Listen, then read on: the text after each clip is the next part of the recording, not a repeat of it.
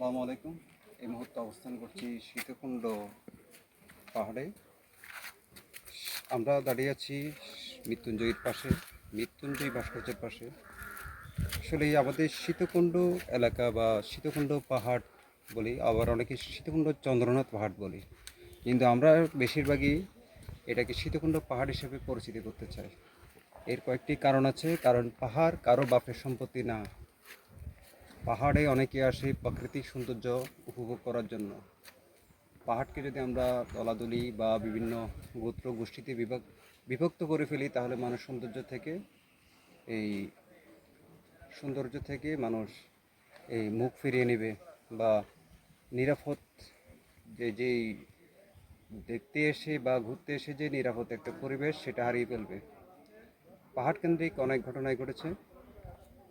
তবে আমাদের উচিত পাহাড়ে যে এটা হচ্ছে যে আল্লাহ তাআলার অশেষ নিয়ামত, এই নিয়ামতকে আমরা নিয়ামত হিসেবে গ্রহণ করব।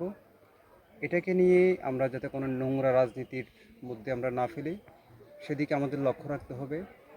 আর পাহাড় কেন্দ্রিক যে সন্ত্রাসী তৎপরতা, সেটা রুখে দিতে হবে। সেটা আইনশৃঙ্খলা বাহিনীর মাধ্যমে হোক বা আপনার এই জনগণ একটা সোচ্চার হয়ে সন্ত্রাসীদের বিরুদ্ধে রুখে দাঁড়াতে হবে। গতকাল সীতাকুণ্ডের ফৌজদারহাট নয়, জঙ্গল সলিমপুর এলাকায় একজন র্যাব কর্মকর্তা সন্ত্রাসীদের হাতে নিহত হয়েছেন। আমরা জানতে পেরেছি সে ছিল সাবেক বিএনপি নেতা এবং বহিষ্কৃত নেতা বলে জানতে পেরেছি। আসসালামু আলাইকুম।